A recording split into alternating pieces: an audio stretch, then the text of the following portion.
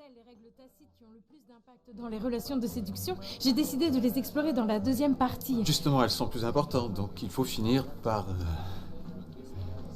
vos lèvres.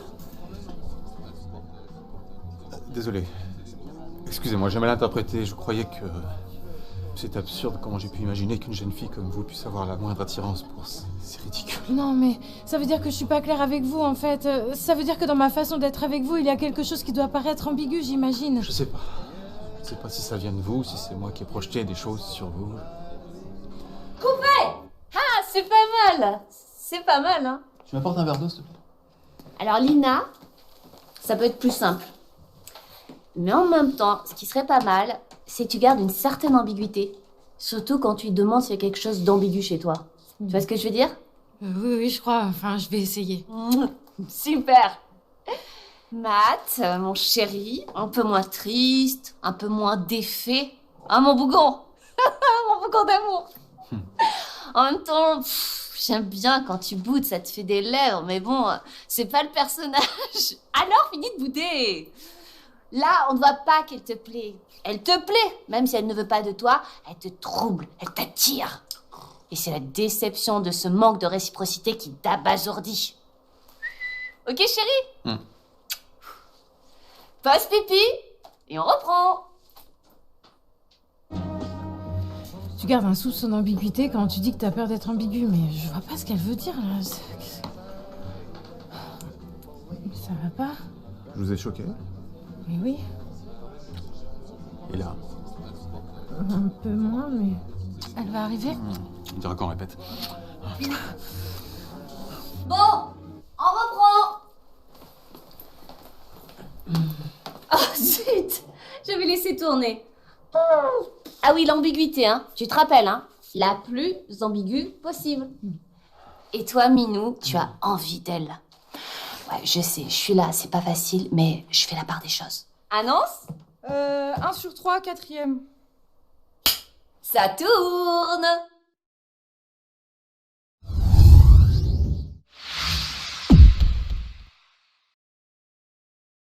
Alors, nous sommes avec Kamal Rawaz. Bonjour Kamal, merci beaucoup pour ton court-métrage. Bonjour tout le monde, merci pour l'invitation. Mais pas de soucis, c'est avec plaisir. Alors du coup, c'est un Nikon, donc c'est le Nikon de l'année dernière. Est-ce que tu peux déjà te présenter, nous dire ce que tu fais dans la vie? Est-ce que c'est ton métier de faire des films? Alors, mon métier, c'est d'écrire. Je suis comédien, auteur, et là, j'ai pas réalisé hors champ. C'est la première fois que j'écrivais pour l'image. J'écris aussi pour la radio, mais j'ai pas réalisé. Je me sentais pas du tout de réaliser. Cette année, pour le nouveau Nikon, je me suis mis à réaliser de façon un petit peu imprévue. J'avais pas prévu, puis ça s'est fait. Mais là, non, c'est une réalisatrice qui s'appelle Marie Auger, qui a réalisé le film. Et en fait, moi, j'aime beaucoup travailler avec quelqu'un d'autre. Même quand j'ai écrit du théâtre, j'aime bien que ce soit quelqu'un d'autre qui mette en scène. Que j'aime bien qu'il y ait une interaction entre ce que j'ai écrit et puis le regard de quelqu'un d'autre qui va voir des choses que j'ai pas forcément vues. Et là, Marie, c'est exactement ce qui s'est passé. C'est-à-dire qu'elle a vu des choses. Enfin, voilà, elle a enrichi le scénario que j'avais écrit avec son regard. C'est elle qui a. Alors, je sais pas si vous êtes rendu compte de tous les faux raccords qu'il y a dans le film, mais c'est elle qui a pensé à créer ces deux univers, à la fois l'univers du vrai film et puis l'univers du hors-champ. Euh, avec voilà, deux types d'images, deux types de qualité d'éclairage. Voilà. Eh ben écoute... avec... Oui. Non, mais désolé, je t'ai coupé, vas-y. Non, vas-y. Du coup, j'allais dire que je crois que c'est la première fois qu'on reçoit quelqu'un en tant que scénariste et non pas en tant que réalisateur. Je sais pas du tout, enfin je ne me souviens pas d'avoir eu un scénariste qui n'était pas réalisateur. Donc c'est un plaisir parce que c'est vrai qu'on ne parle pas souvent, surtout en France avec la politique de l'auteur, enfin de l'auteur réel. On a beaucoup de mal à imaginer qu'un réalisateur n'écrive pas son film. Du coup, je trouve ça très intéressant la façon dont tu dis que justement tu aimes bien avoir une autre personne qui donne son point de vue sur le film. Donc est-ce que tu peux nous expliquer un peu comment c'est fait Enfin, parce que j'imagine que Marie Auger, tu devais la connaître déjà avant. Est-ce que cette collaboration s'est faite parce que ça a coulé de source pour toi, c'était une personne que tu connaissais déjà bien, ou est-ce que tu as cherché quelqu'un pour réaliser? Comment ça s'est fait un peu cette collaboration? Au départ, c'est avec les deux autres comédiennes, Rebecca et Juliette. On venait de se rencontrer. Alors, c'est vraiment un truc de rencontre. Parce qu'on venait de se rencontrer, on habite du côté de Nantes tous les trois. Et on fait partie de la plateforme qui est une espèce d'association des métiers de l'audiovisuel sur toute la région Grand Ouest. Et avec des bureaux du comédien, bureau de réalisateur, bureau technicien, enfin voilà. Et nous, on fait partie tous les trois du bureau des comédiens et on avait envie de faire. On s'est rencontrés peu de temps avant, parce qu'elle venait d'arriver dans la région, enfin Juliette, et Rebecca, je la connaissais pas encore. Et on a tout de suite, on a accroché tous les trois et on a eu envie. Au départ, l'idée c'était qu'on se fasse une bande démo. On avait envie de faire une bande démo à trois, mais qui soit pas une bande démo qui ressemble à une bande démo, qui soit une bande démo qui soit une histoire, un truc un peu comme ça, un petit peu rigolo ça. Et moi je connaissais pas l'histoire du Nikon à ce moment-là, j'en ai entendu parler, et puis il y a eu ce thème du jeu, on s'est dit ah bah tiens, ce serait rigolo qu'on participe au Nikon, et du coup j'ai imaginé une histoire avec nous trois. Et voilà, j'ai eu cette espèce de marivaudage un petit peu auquel j'ai pensé. Et moi, je connaissais pas Marie Auger, la réalisatrice, non. Je crois que c'est Rebecca qui la connaissait, la comédienne, qui en a parlé. Marie va complètement accroché sur le scénario.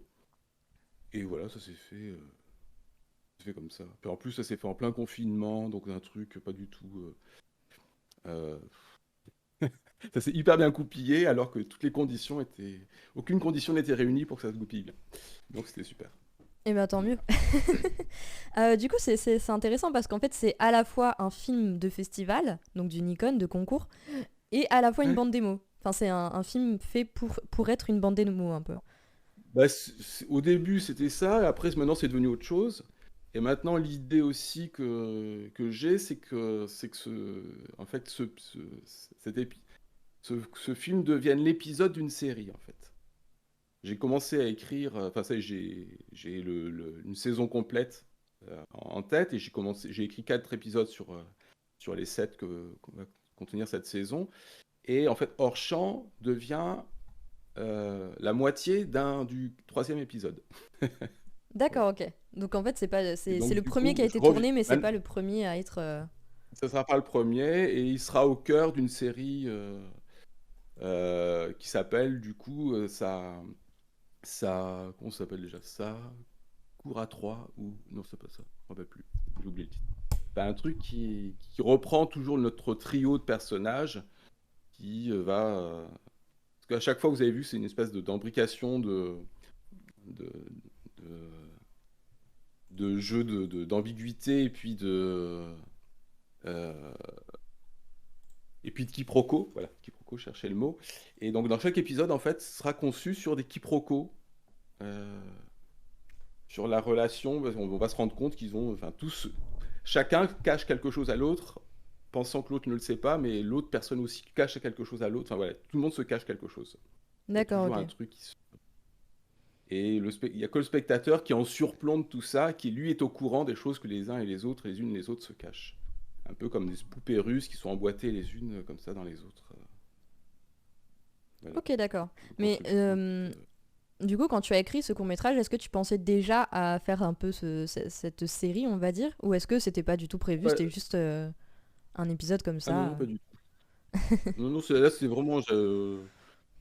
C'est venu comme ça, c'était un one shot au départ et en fait comme c'est tellement amusé à le faire et on est tellement voilà, ça nous a vraiment plu ce truc-là et du coup on a eu envie que ça aille plus loin. Mais c'était pas du tout anticipé, non. D'accord, ok. Et c'est ça voilà. Voilà. On va revenir un peu du coup sur la production parce que les Nikon, en fait, on en a déjà parlé ici. Les Nikon, il peut y avoir tout un tas de productions différentes, des professionnels, des amateurs et tout ça. Là, on est sur une équipe qui Ouais. est quand même plutôt professionnelle et c'est une autoproduction. Donc, est-ce que tu peux, si c'est pas trop indiscret, nous donner votre budget et comment vous avez financé ce film? Alors notre budget c'était en gros c'est 600 balles. 500 pour la réal et le chef-op, et 100 balles pour le preneur de son. Voilà, on les a payés on a payé tout le monde au lance-pierre, on a donné 200 balles chacun, nous les comédiens. Et voilà. D'accord, mais vous avez pas fait de cagnotte ni rien, donc qui a financé le film en fait? Nous trois. En fait, Ok. les 3 comédiens, on a chacun mis 200 balles, et puis voilà, c'est un film à 600 balles. Bon, ici, tu sais, on a des films qui sont bien plus bas budget que ça. Donc, en vrai, c'est même Ouais, plutôt c'est dans, une dans une super. moyenne sur les autoproductions. Ouais. Alors, du coup, si tu as financé le réal, la réal, le directeur photo et l'ingé son, donc j'imagine que dans le financement, ça comprenait un défraiement de matériel, ou est-ce que vous avez quand même à côté loué du matériel? Non, parce qu'ils avaient tout le matos. Ils étaient super bien équipés, donc il n'y avait pas besoin de. Et le lieu pareil, on nous l'a prêté, c'est un escape game, c'est un manoir, qui à ce moment-là, dû au confinement, ne fonctionnait pas. Donc on l'a eu pour nous, voilà, on l'a eu pour nous, donc c'était génial aussi. Et puis non, le matos, on l'avait. Moi, j'ai de la lumière, le chef-op avait enfin, le chef-op, le son, le preneur de son, ils avaient tout le monde avait tout ce qu'il fallait, et puis du super matos, donc c'était nickel, quoi. Je vais revenir un peu sur l'escape game. C'était un choix de tourner dans un escape game ou est-ce que vous avez cherché un lieu précis et c'est tombé comme ça? Enfin, comment ça s'est fait un peu ce contact avec l'escape game pour avoir ce lieu? Bah, le escape game, je le connaissais, mais en fait, ils ont une espèce de lieu d'accueil qu'on voit dans le film et qui permet d'avoir à la fois un côté bar et puis cette autre salle qui permettait de faire le contre-champ, enfin voilà, l'autre espace de tournage. Et voilà, ça s'y prêtait bien, c'était assez grand, c'était vide, il n'y avait personne, c'était calme, il n'y a pas de bruit. Voilà, c'était pour ça, enfin, ça convenait bien au- au propos. D'accord, ok. Mais du coup, est-ce que c'était... Parce que tu dis que tu connaissais l'escape game, est-ce que tu le connaissais dans le sens où tu connaissais les gens qui géraient l'escape game? Ou est-ce que tu le Oui. connaissais de lieu parce que tu étais déjà allé et tu as quand même dû prendre contact avec eux de façon plus professionnelle, on va dire? Non, mais c'est un lieu où je travaille de temps en temps. Je connais un petit peu l'équipe, donc oui. D'accord, ok. Donc en fait, c'était beaucoup de copinage, tout ça, pour arriver. Ah oui, oui, c'est que, c'est que du piston. Parce qu'en fait, ici, comme vous avez pu le voir pour ceux qui sont déjà venus, on parle beaucoup de production. Donc ça m'intéresse beaucoup de savoir comment est-ce que vous obtenez vos lieux, comment vous formez vos équipes. Il y a... Alors attendez, juste on entend un écho. Hop, voilà, on ne l'entend Ah, plus. C'est pas de souci. Et du coup, voilà, donc je trouve ça intéressant de savoir, par exemple, tourner dans un escape game, comment on fait quand on n'a pas les contacts. Mais si là c'était un peu plus du copinage, c'est normal que tu n'aies pas plus à nous en dire. Mais c'est pas du tout un souci. Ok. Je réfléchis parce que, en fait, pour rappel, je regarde pas du tout vos cours à l'avance, donc je n'ai pas de tu as questions découvert. très profondes. Donc, par exemple, tu as parlé des faux raccords. Moi, je les ai pas vraiment vus. Est-ce que tu peux nous dire, par exemple, qu'est-ce qu'il y avait comme faux raccords, mis à part le fait qu'on change de format d'image?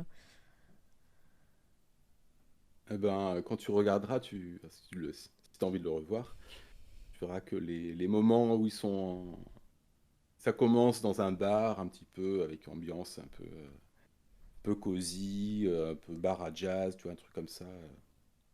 Et au moment où la réal dit couper, ils sont deux sur deux tabourets dans un truc espace vide, il n'y a pas de bar, il n'y a rien, il n'y a pas du tout la même. Enfin, on n'est pas du tout dans le même truc, quoi. Et aussi, un truc enfin, la caméra qui est censée les filmer, c'est une petite caméra pourrie, quoi. C'est pas la caméra qui a pu filmer Mhm. l'image qu'on a eue avant. Donc, voilà, t'as des trucs comme ça qui sont des petits clins d'œil à, ce qui joue, pareil, c'est pour souligner le côté, ce qui joue sur l'image, ce qui se joue en dehors, et ce qui joue pour les personnages dans leur histoire où il y a une espèce de séduction mais qui marche pas, alors que pour les comédiens qui sont en train de jouer le truc, eux, ils sont en pleine séduction réelle, sous le nez de la copine du comédien qui est la réalisatrice. Tu vois. Euh, donc c'est voilà, il y a c'est des faux semblants qui se font écho Mhm. à la fois dans l'histoire et dans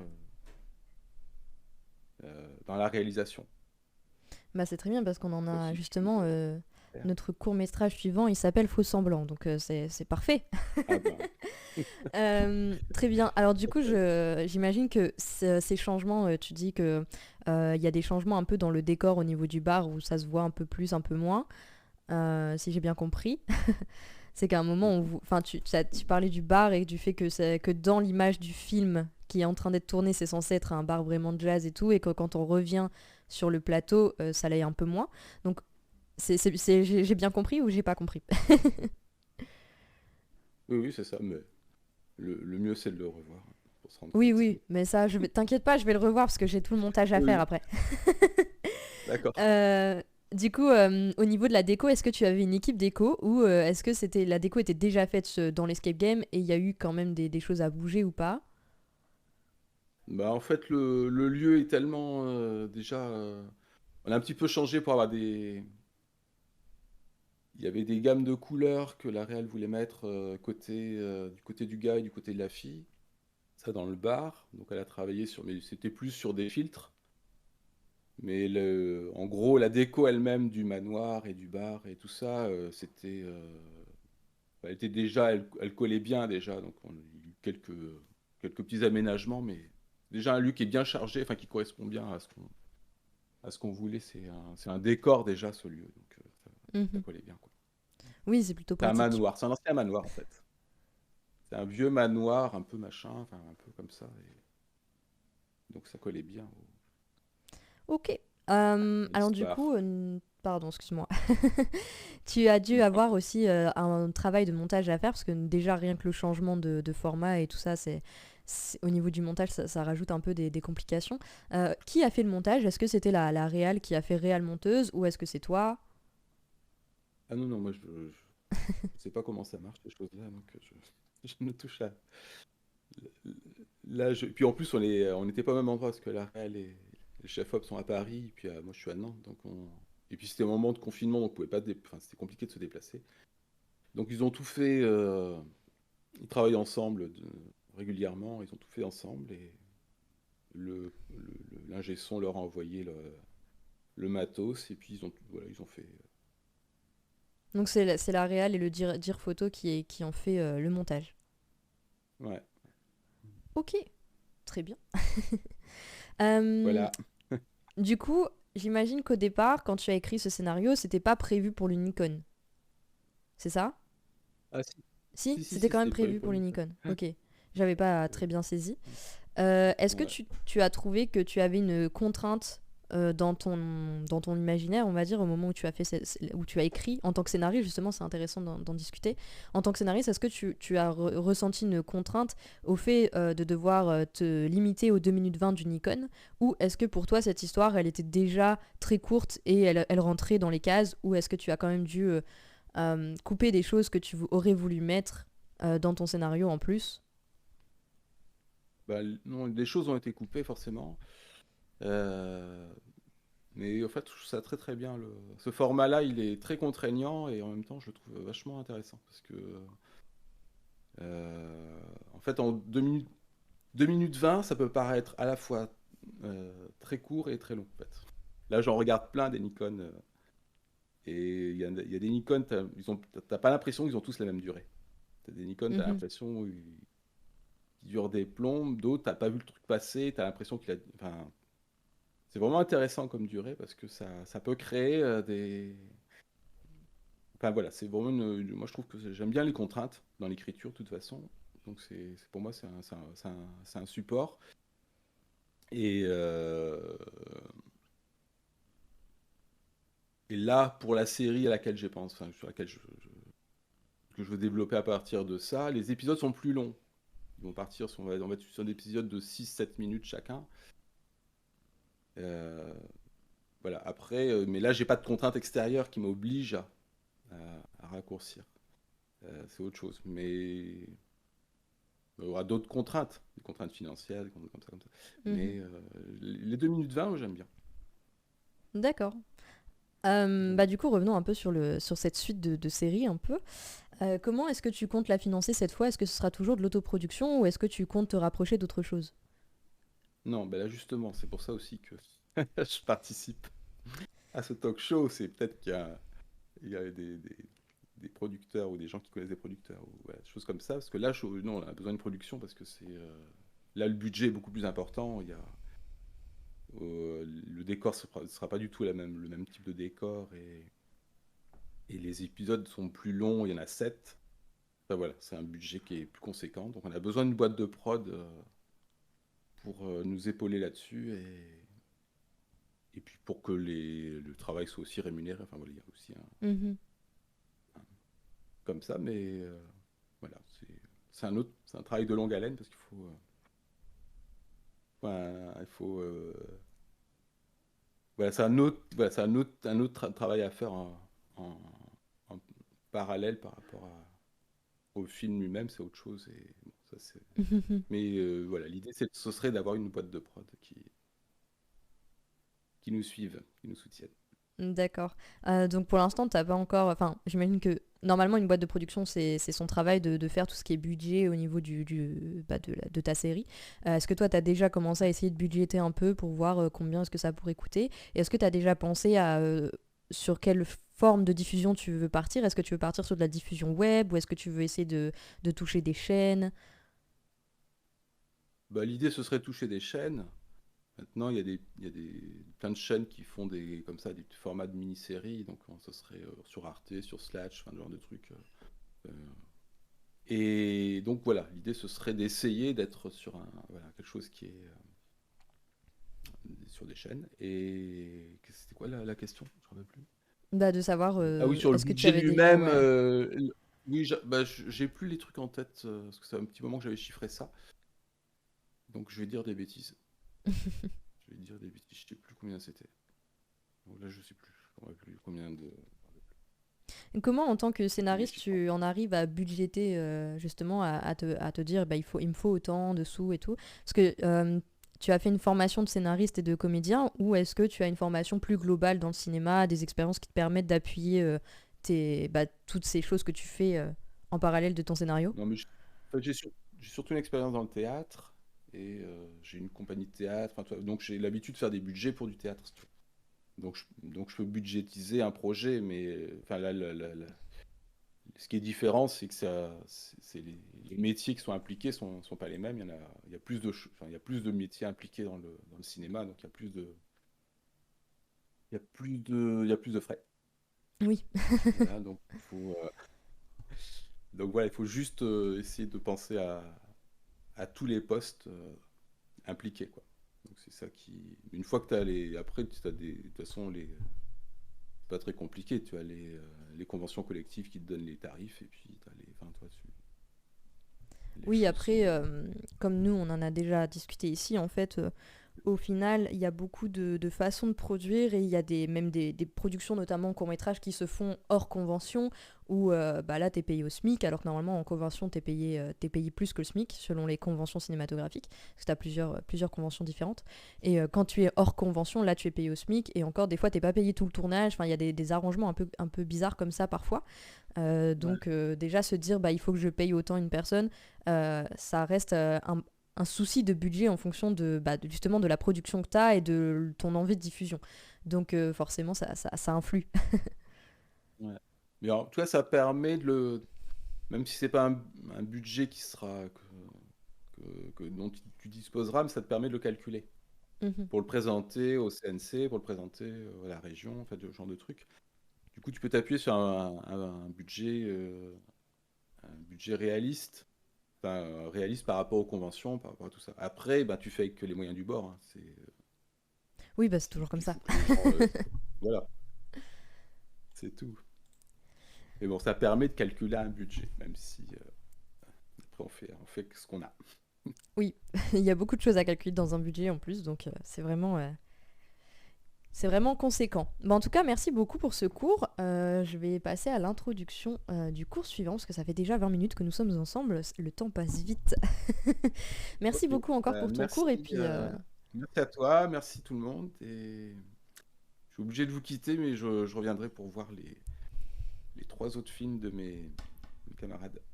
Et pas de Bon, souci. bonne Et soirée d'ailleurs, tout je le monde. rappelle au chat, d'ailleurs, si jamais il y en a qui sont intéressés par les travaux de Kamal, je vous redonne dans le chat les liens pour aller revoir ce court-métrage.